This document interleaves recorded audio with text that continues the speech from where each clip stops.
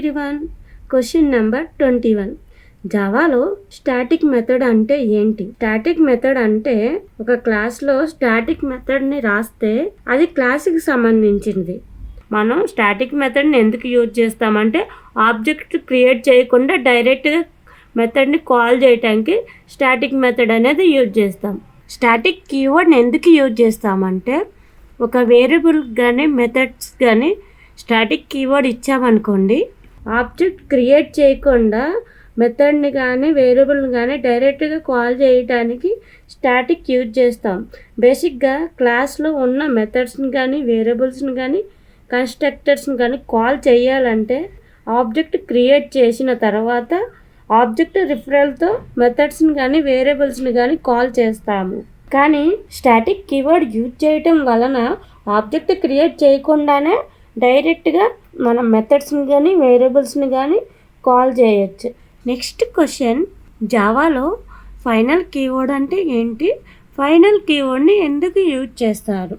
బేసిక్గా ఫైనల్ అంటే ఏదైనా ఫైనల్ చేస్తే అది ఫైనల్ అంతే, మళ్ళీ చేంజ్ చేయడానికి రాదు.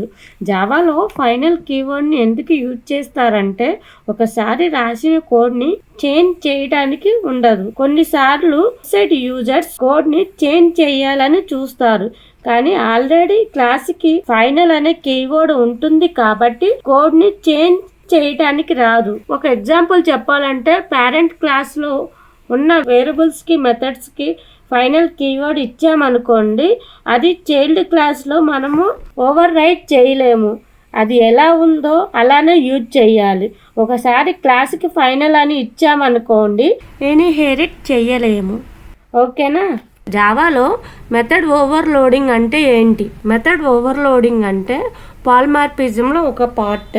ఒక క్లాస్లో మనం బేసికలీ మెథడ్స్ క్రియేట్ చేస్తాం కదా, సో ఆ మెథడ్ని సేమ్ మెథడ్ నేమ్ యూజ్ చేసుకొని చాలా మెథడ్స్ని క్రియేట్ చేస్తాం కదా, అదే మెథడ్ ఓవర్లోడింగ్ అంటారు. మెథడ్ ఓవర్లోడింగ్ అంటే number of methods same name ఉంటుంది, కానీ పారామీటర్స్ అనేది డిఫరెంట్ ఉంటుంది. మెథడ్ ఓవర్లోడింగ్ ఏం చేస్తుందంటే రీడబిలిటీని ఇంక్రీజ్ చేస్తుంది. జావాలో మెథడ్ ఓవర్ రైడింగ్ అంటే ఏంటి? మెథడ్ ఓవర్ రైడింగ్ అంటే పాలిమార్ఫిజంలో ఒక పార్ట్.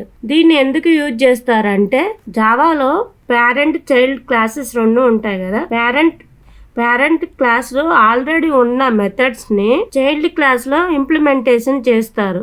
అంటే ఇప్పుడు ఒక ఎగ్జాంపుల్ చెప్పాలంటే మన ఫాదర్ ఒక బిల్డింగ్ కట్టి మనకి ఇచ్చారు, కానీ మనకు ఆ బిల్డింగ్ నచ్చలేదు అనుకోండి, దాన్ని రీమోడలింగ్ చేస్తాం కదా, అలానే పేరెంట్ క్లాస్లో ఉన్న మెథడ్స్ని చైల్డ్ క్లాస్లో ఇంప్లిమెంటేషన్ చేస్తారు. ఓకేనా? జావాలో ఓవర్లోడింగ్ అండ్ ఓవర్ రైడింగ్ మధ్య డిఫరెన్స్ ఏంటని అడుగుతున్నారు. ఒక క్లాస్ లో ఒక మెథడ్ ని సేమ్ నేమ్ యూజ్ చేసి చాలా మెథడ్స్ ని క్రియేట్ చేస్తాం కదా, ఓవర్లోడింగ్ అంటారు. మెథడ్ నేమ్ సేమ్ ఉంటుంది కానీ నెంబర్ ఆఫ్ పారామీటర్స్ అనేది డిఫరెంట్ ఉంటుంది. అండ్ ఓవర్ రైడింగ్ అంటే ఏంటంటే పేరెంట్ క్లాస్లో ఆల్రెడీ ఉన్న మెథడ్స్ని చైల్డ్ క్లాస్లో ఇంప్లిమెంటేషన్ చేస్తారు, దాన్ని ఓవర్ రైడింగ్ అంటారు. ఓవర్లోడింగ్ అండ్ ఓవర్ రైడింగ్ రెండు పాలిమార్ఫిజం కాన్సెప్ట్స్. ఓకేనా? నెక్స్ట్ క్వశ్చన్, జావాలో దిస్ కీవర్డ్ అంటే ఏంటి? ఒక క్లాస్లో ఉన్న వేరియబుల్ని యాక్సెస్ చేయడానికి దిస్ కీవర్డ్ యూజ్ చేస్తాము. ఒక వేరియబుల్కి దిస్ కీవర్డ్ ఇచ్చామనుకోండి, అది కరెంట్ క్లాస్లో ఉన్న వేరియబుల్ని రిఫర్ చేస్తుంది. క్లాస్లో ఉన్న వేరియబుల్స్కి మెథడ్స్కి దిస్ కీవర్డ్ యాడ్ చేసామనుకోండి, మెథడ్స్ని ఆ వేరియబుల్స్ని కాల్ చేస్తే ఆ క్లాస్లో ఉన్న వేరియబుల్స్ మెథడ్స్ని మాత్రమే ఎగ్జిక్యూట్ చేస్తుంది. ఇది దిస్ కీవర్డ్ అంటే. జావాలో స్టాటిక్ వేరియబుల్ అంటే ఏంటి? జావాలో స్టాటిక్ వేరియబుల్ అనేది క్లాస్కి సంబంధించింది. స్టాటిక్ వేరియబుల్ దేనికి యూజ్ చేస్తారంటే ఆబ్జెక్ట్ క్రియేట్ చేయకుండా డైరెక్ట్గా వేరియబుల్ని కాల్ చేయడానికి స్టాటిక్ వేరియబుల్ యూజ్ చేస్తారు. జావాలో మెథడ్ పారామీటర్స్లో ఫైనల్ కీవర్డ్ ఎందుకు యూజ్ చేస్తారు? మెథడ్ పారామీటర్స్లో ఉన్న వాల్యూస్ని చేంజ్ చేయకుండా ఉండడానికి ఫైనల్ కీవర్డ్ని మెథడ్ పారామీటర్స్లో యూజ్ చేస్తారు. మెథడ్ పారామీటర్స్లో ఫైనల్ కీవర్డ్ ఇచ్చారనుకోండి, అందులో ఉన్న వాల్యూస్ని రీఅసైన్ చేయలేరు. స్టాటిక్ కీవర్డ్ని ఎందుకు యూజ్ చేస్తామంటే ఏదైనా ఒక క్లాస్లో ఉన్న వేరియబుల్స్ కానీ మెథడ్స్ని కానీ కన్స్ట్రక్టర్స్ కానీ స్టాటిక్ అనే కీవర్డ్ ఇచ్చామనుకోండి, అది క్లాస్కి సంబంధించింది. స్టాటిక్ యూజ్ చేయటం వల్ల మనం ఆబ్జెక్ట్ని క్రియేట్ చేయకుండానే డైరెక్ట్గా మెథడ్స్ని వేరియబుల్స్ని కన్స్ట్రక్టర్ని కాల్ చేయొచ్చు.